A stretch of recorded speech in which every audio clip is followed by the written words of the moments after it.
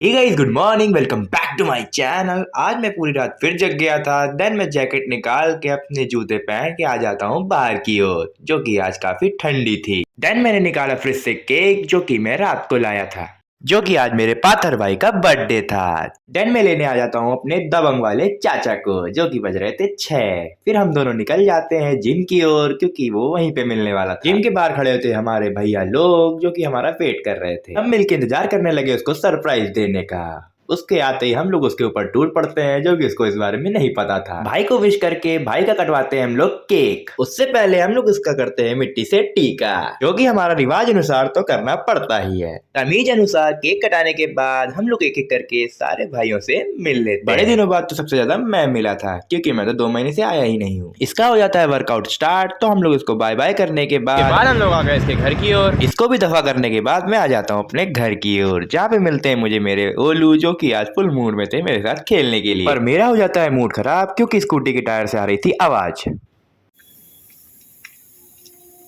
Then मैं आ जाता हूँ अपने नरवा नरम बिस्तर पे। उसमें सोते सोते बज जाता है दोपहर के 1:30। ये रात भर जगने के चक्कर में दिन तो मेरा पूरा बेकार ही चला जाता है। तो कॉफी बना के मैं निकल जाता हूँ अपने मैक की ओर। इससे पहले बनवाना था मुझे पंचर, जो कि बनवाने के बाद मुझे पता चला कि एक और कील घुसी थी। गड्डी में पेट्रोल डलवाने के बाद मैं आ जाता हूँ अपने मैक की ओर। मैक पहुंचकर मैं मिलता हूँ अपने मैक वाले भाइयों से।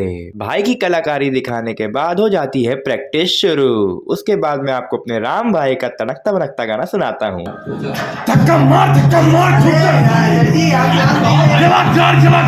उस साले रूप में। गाना सुन के तो मुझे पानी पीने आना पड़ता है। देन आ जाते हैं हम लोग बाहर की ओर, क्योंकि हमें काम मिला था रील शूट करने का मैक की तरफ से। लोकेशन के लिए तो ज्यादा दूर नहीं गए, पास के पार्क में ही शूट कर लिया था। शूट करके हम लोग आ गए थे अपने वापस मैक की ओर, जहाँ पे शाम होते ही मैक तो आधा खाली हो गया था। मिरर में फ्लेक्स मार के हम लोग मिलते हैं मुर्गी दीदी से। देन सार्थक भाई ने अपनी सुगंध से मैम का भी जीना मुश्किल कर दिया था।